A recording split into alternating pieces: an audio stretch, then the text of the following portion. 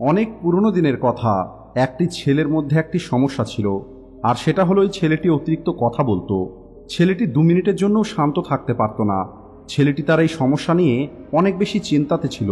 সে সবসময় ভাবত যে আমি কিভাবে চুপ থাকতে পারি। আর এরপর ছেলেটি একটি গুরু খোঁজার জন্য বেরিয়ে পড়ে। আর সবশেষে ওই ছেলেটি একটি বড় গাছের নিচে একটি সন্ন্যাসীকে দেখতে পায়। এরপরে ছেলেটি ভাবে এই গুরুজি হয়তো আমাকে সাহায্য করতে পারবে। এরপরে ওই ছেলেটি সেখানে বসে সন্ন্যাসীর ধ্যান শেষ হবার অপেক্ষা করতে থাকে। আর যখন ওই সন্ন্যাসীর ধ্যান শেষ হয়ে যায়, তখন ওই ছেলেটি সন্ন্যাসীকে হাত জোর করে বলে, গুরুজি, আমি আপনার শিষ্য হতে চাই। এরপরে ওই গুরুজি ছেলেটিকে তার শিষ্য তৈরি করে নেয়। আর কিছুদিনের মধ্যেই ওই গুরুজি এটা বুঝতে পারে যে এই ছেলেটির অতিরিক্ত কথা বলার অভ্যেস আছে। এই ছেলেটি 2 মিনিটও চুপ থাকতে পারে না। অন্যদিকে ওই ছেলেটি রোজ ওই গুরুজিকে একটি কথা জিজ্ঞেস করত যে, গুরুজি, এই পৃথিবীর সব থেকে বড় জ্ঞান কি? আর যখনই এই প্রশ্নটি ছেলেটি জিজ্ঞেস করত, গুরুজি চুপ হয়ে যেত। কোনো কথাই গুরুজি বলতো না, কারণ গুরুজি এটা জানতো এই শিষ্যটির অতিরিক্ত কথা বলার অভ্যেস আছে। আর এখন একে সব থেকে বড় জ্ঞানের কথা বলার কোনো মানেই হয় না। আর এই কারণেই গুরুজি চুপ হয়ে যেতেন। ওই ছেলেটি প্রতিদিন পাশের একটি গ্রামে ভিক্ষা করার জন্য যেত। আর একদিন যখন ওই ছেলেটি পাশের গ্রামে ভিক্ষা করার জন্য যায়, আর একটি বাড়িতে ভিক্ষার জন্য আওয়াজ দেয়, আর যেহেতু ওই ছেলেটির অতিরিক্ত কথা বলার অভ্যেস ছিল, এই কারণে সে ওই বাড়িতে একটি মহিষ দেখতে পায়। আর ওই মহিষের শরীর অনেক বড় ছিল, কিন্তু বাড়ির দরজাটা অনেক ছোট ছিল। ওই শিষ্যটি বাড়ির মালিককে বলে, আপনার মহিষ তো অনেক বড়, আর আপনার বাড়ির দরজাটা তো অনেক ছোট। আর যদি আপনার এই মহিষটা এখন মারা যায়, তাহলে এই দরজা দিয়ে আপনি আপনার মহিষটাকে বাইরে কি করে নিয়ে আসবেন? আর এই কথাটা যখন ওই লোকটি শোনে, সে দৌড়ে ওই শিষ্যটিকে মারার জন্য যায়। এরপরে শিষ্যটি সেখান থেকে পালিয়ে আসে। এরপরে শিষ্যটি অন্য আর একটি বাড়িতে যায়। সেখানে গিয়ে ওই শিষ্যটি ভিক্ষার জন্য আওয়াজ দেয়। আর সেখানে ওই শিষ্যটি দেখতে পায় তার সামনে একটি মহিলা বসে আছে।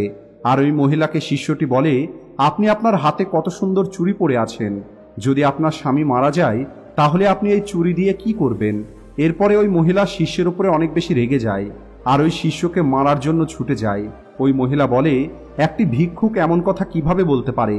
আমি আপনাকে ভিক্ষা দিচ্ছি, আর আপনি আমার স্বামী মারা যাবার কথা বলছেন?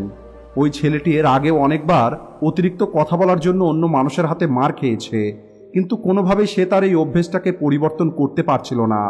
এরপর থেকে ওই শিষ্যটিকে আর কেউ ভিক্ষা দিত না। আর এই কারণে ওই ছেলেটি অন্য আর একটি গ্রামে ভিক্ষা করতে যাবার সিদ্ধান্ত নেয়। আর যখন সে একটি জঙ্গলের রাস্তা দিয়ে যাচ্ছিল, সেখানে সে একটি মানুষের কঙ্কাল দেখতে পায়। আর ওই কঙ্কালটি কথা বলছিল। ওই কঙ্কালটি ছেলেটিকে জিজ্ঞেস করে, তুমি কে? তখন ছেলেটি একটু ভয় পায় এবং বলে, আমি তো একটি ভিক্ষুক, কিন্তু তুমি কে? আর তুমি এই জঙ্গলের মধ্যে কি করছো? এরপরে ওই কঙ্কালটি বলে, আমি একটি শিকারী, আর অতিরিক্ত কথা বলার কারণে আমি এখানে পৌঁছে গেছি। এটা শুনে ছেলেটি চিন্তা করে যে একটি কঙ্কাল কিভাবে কথা বলতে পারে। আর এই কথাটা যদি আমি রাজাকে গিয়ে বলতে পারি, তাহলে রাজা নিশ্চয়ই আমাকে পুরস্কার দেবে। আর এটা ভেবেই শিষ্যটি রাজার দরবারে গিয়ে পৌঁছায়। রাজার কাছে গিয়ে নিজের সমস্ত কথা বলে দেয়। রাজা প্রথমে ভাবে পুরস্কারের লোভে সে মিথ্যা কথা বলছে। পরে যখন ছেলেটি নিজের কথাতে স্থির থাকে, তখন রাজা বলে, ঠিক আছে, যদি তোমার কথা সত্য প্রমাণিত হয়, তাহলে তোমাকে পুরস্কার দেওয়া হবে। আর যদি তোমার কথাটা মিথ্যে হয়, তাহলে তোমাকে ফাঁসি দিয়ে দেওয়া হবে। এরপরে ওই শিষ্যটি বলে, মহারাজ, আমি আপনাকে মিথ্যা কথা কেন বলবো? আপনি আমার সঙ্গে গিয়ে জঙ্গলে দেখতে পারেন, আপনি নিজেই বিশ্বাস করে নেবেন।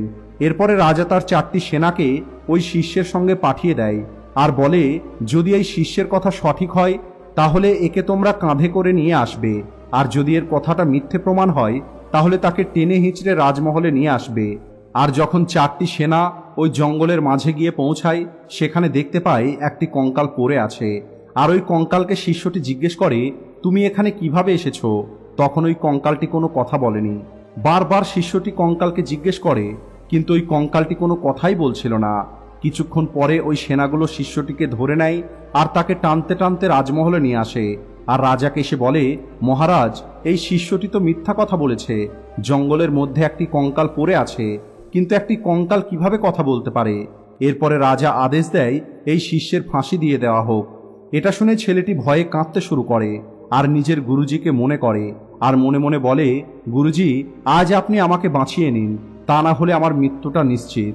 যখন শিষ্যটি মনে মনে তার গুরুকে এই কথা বলে, গুরুজি আশ্রমে বসেই এটা অনুভব করতে পারে যে তার ওই শিষ্য কোনো না কোনো সমস্যার মধ্যে পড়েছে। এরপরে গুরুজি দ্রুত ওই রাজমহলে চলে আসে আর রাজাকে বুঝিয়ে শিষ্যকে সেখান থেকে মুক্ত করে নিয়ে আসে। এরপরে গুরুজি বলে, আমি তোমাকে কতবার বলেছি অতিরিক্ত কথা বলবে না, অতিরিক্ত কথা বলার কারণে একটি মানুষ ফেঁসে যেতে পারে। তখন ওই শিষ্যটি বলে, গুরুজি, আমার অভ্যেস হয়ে গেছে অতিরিক্ত কথা বলার, আমি চাইলেও চুপ থাকতে পারছি না। আমি ভেবেছিলাম যদি এই পৃথিবীর সব থেকে বড় জ্ঞানটা আমি পেয়ে যাই তাহলে হয়তো আমার এই সমস্যাটা দূর হয়ে যাবে, কিন্তু আমি বারবার আপনাকে জিজ্ঞেস করার পরেও আপনি আমাকে সেই জ্ঞানটা শেখাননি। আর এরপরে গুরুজি পুনরায় চুপ হয়ে যায়, কোনো কথাই বলে না। এরপরে ওই শিষ্যটি রাগ করে সেখান থেকে চলে যায় আর বলে, গুরুজি, আপনি আমাকে বড় জ্ঞান শিক্ষা দিতেই চান না। আর এটা বলেই শিষ্যটি আশ্রমের বাইরে গিয়ে বসে পড়ে। এরপরে সন্ধ্যা নেমে আসে, চারিদিকে নিস্তব্ধ হয়ে যায়। তখন শিষ্যটি আকাশের দিকে তাকায়, সেখানে অনেক বেশি তারা দেখতে পায়। চারিদিকে সে একটি শান্তি অনুভব করতে পারে। তখন শিষ্যটি একটি আওয়াজ শুনতে পায়, আর সেটা হলো তার মনের আওয়াজ। তখন ছেলেটি কোনো কথাই বলছিল না, তার মনটা শান্ত হয়ে গেছিল। আর তখন ছেলেটির মনে হয় যে হয়তো এটাই হলো পৃথিবীর সব থেকে মূল্যবান জ্ঞান। আর ছেলেটি এটাও বুঝতে পারে যে গুরুজিকে যখনই আমি বড় জ্ঞান সম্পর্কে প্রশ্ন করতাম উনি চুপ হয়ে যেতেন, কোনো কথাই বলতেন না।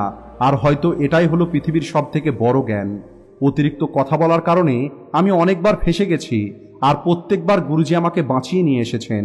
আর গুরুজি প্রতিবার আমাকে জ্ঞান দিয়েছেন, কিন্তু আমি ওই জ্ঞানটা বুঝতে পারিনি। এরপরে ওই শিষ্যটি সেখান থেকে উঠে গিয়ে গুরুর কাছে গিয়ে বসে পড়ে। আর এখন ছেলেটি কোনো কথাও বলছিল না। এরপরে গুরুজি বুঝতে পারে যে তার শিষ্য এখন চুপ থাকার ক্ষমতাটা বুঝতে পেরেছে। এরপরে গুরুজি বলে, এই পৃথিবীর সব থেকে বড় জ্ঞান চুপ থাকা নয়, কিন্তু চুপ থাকাই হলো সেই রাস্তা যে রাস্তায় গিয়ে তুমি সব থেকে বড় জ্ঞানটা অর্জন করতে পারবে। এরপরে গুরুজি বলে, এই পৃথিবীর কোনো শব্দই চুপ থাকার থেকে বড় হতে পারে না। চুপ থাকাটা একটি সাধনা, সব মানুষ চুপ থাকতে পারে না। আর যে মানুষ চুপ থাকা শিখে গেছে সে পৃথিবীর সর্বোচ্চ জ্ঞান অর্জন করে নিয়েছে। এরপরে ওই শিষ্যটি বলে, গুরুজি, আমি চুপ কিভাবে থাকব? আমি যখনই ধ্যান করতে বসি তখন আমার মনটা এক জায়গাতে রাখতেই পারি না। আমার মনের মধ্যে হাজারো প্রশ্ন আসে। আমি যত বেশি চুপ থাকার চেষ্টা করি তত বেশি আমার মনের মধ্যে প্রশ্ন ওঠে। তাহলে এখন আমি কি করব? এরপরে গুরুজি বলে, আমার কথাটা মনোযোগ দিয়ে বোঝার চেষ্টা করো। যখন তুমি ধ্যান করতে বসবে তখন তোমাকে তোমার মনকে শান্ত করতে হবে। ধ্যান করার সময় আমাদের মনকে আমাদের নিঃশ্বাসের সঙ্গে বেঁধে ফেলতে হবে। যখন আমাদের নিঃশ্বাসটা বাইরে বেরিয়ে যাবে তার সঙ্গে আমাদের মনকেও বাইরে বার করে দিতে হবে। আর যখন নিঃশ্বাসটা আমাদের ভিতরে যাবে তখনই নিঃশ্বাসের সঙ্গে আমাদের মনকে নিজের ভিতরে নিয়ে আসতে হবে। আর যদি ধীরে ধীরে তুমি অভ্যেস করতে থাকো তাহলে তোমার মনটাও শান্ত হয়ে যাবে। এমনটা নয় যে এটা কেবলমাত্র তুমি ধ্যান করার সময় করবে, বরং যখনই তুমি কোনো একটি কাজ করবে ওই সময় চুপ থেকে নিজের নিঃশ্বাসের দিকে মনোযোগ দেবে, নিজের মনের ভিতরে চলতে থাকা কথাগুলোকে শুনবে। তাহলেই ধীরে ধীরে তোমার মন সম্পূর্ণরূপে শান্ত হয়ে যাবে। যখনই তোমাকে কথা বলতে হবে তার আগে এটা মনে করে নাও যে তুমি কি বলবে। এরপরে অন্তত 3 সেকেন্ডের জন্য তুমি চুপ থাকবে, তারপরেই সামনের মানুষটিকে তোমার কথাটা বলবে। এর ফলে তোমার অতিরিক্ত কথা বলার অভ্যেসটা দূর হয়ে যাবে। আর যখন তোমার কাছে বলার মতো দুটো কথা থাকবে তার মধ্যে কেবলমাত্র একটি কথাই বলবে। আর যখন তোমার কাছে বলার মতো 3টে কথা থাকবে তখন তার মধ্যে কেবলমাত্র দুটো কথা বলবে। তাহলে ধীরে ধীরে তোমার অতিরিক্ত কথা বলার অভ্যেসটা দূর হয়ে যাবে। কারণ আমাদের মনকে শান্ত করার আগে চুপ থাকাটা শিখতেই হবে, আমাদের কথা বলাটা বন্ধ করতেই হবে। শান্তিকে মুখে বলে বা লিখে বোঝানো যায় না, এটাকে কেবলমাত্র অনুভব করা যায়। আর যখন তুমি চুপ থেকে সেটা অনুভব করবে তখন তুমি এই চুপ থাকার আসল ক্ষমতাটা বুঝতে পারবে। এখন ওই শিষ্যটি চুপ থাকার ক্ষমতাটা বুঝতে পেরেছে। ওই শিষ্যটি পৃথিবীর সব থেকে বড় জ্ঞানটি পেয়ে গেছে। ছেলেটি এখন তার জীবনে শান্তি খুঁজে পেয়েছে। আমাদেরকেও আমাদের জীবনে চুপ থাকা শিখতে হবে, আর এই চুপ থাকার ক্ষমতাটাকে আমাদেরকেও ব্যবহার করতে হবে। আশা করি আজকের এই ভিডিও থেকে আপনারা অনেক কিছু শিখতে পেরেছেন। তাই ভিডিওটিকে লাইক ও শেয়ার করতে ভুলবেন না। Thanks for watching.